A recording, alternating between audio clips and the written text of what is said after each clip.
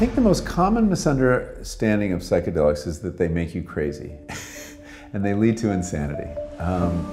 And the least known thing about them is the story that I'm telling in this book, which is that in certain cases, for certain people, they make you sane. It's that simple. LSD, champignons hallucinogènes, DMT. Autant de substances psychédéliques qui nous ramènent dans l'effervescence des années 60. À cette époque, elles sont fortement associées au mouvement hippie, un courant de contre-culture qui rejette les valeurs traditionnelles et recherche de nouvelles expériences, de nouvelles perceptions sensorielles. Ces dernières années, les psychédéliques reviennent sur le devant de la scène, médicales cette fois-ci.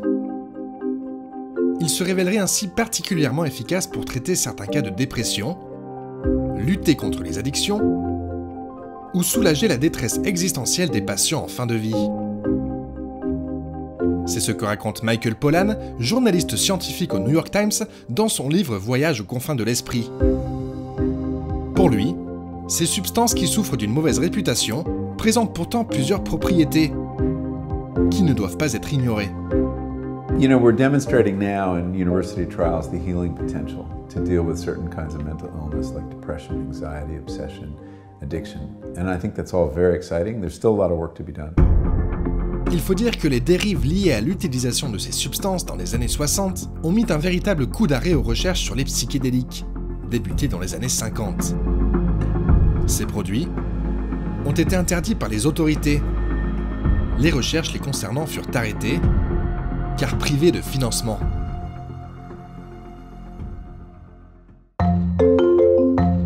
Mais depuis le milieu des années 2000, les psychédéliques sont de plus en plus étudiés dans les laboratoires.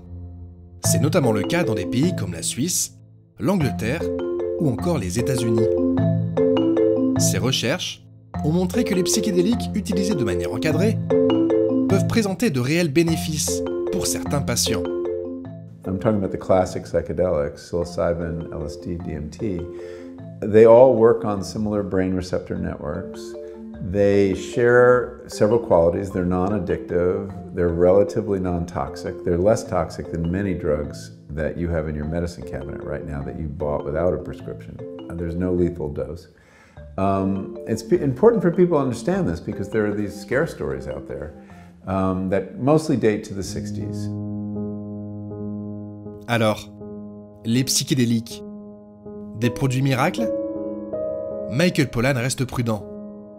Si ces substances constituent des pistes thérapeutiques novatrices et prometteuses, qu'il est nécessaire d'investiguer, leur cadre d'utilisation doit être strictement respecté. There are psychological risks, and people need to be aware of that some people do have psychotic episodes on psychedelics. And so people need to understand that as a psychological matter, it's a momentous step to use these drugs, and they should be approached with great caution, great respect.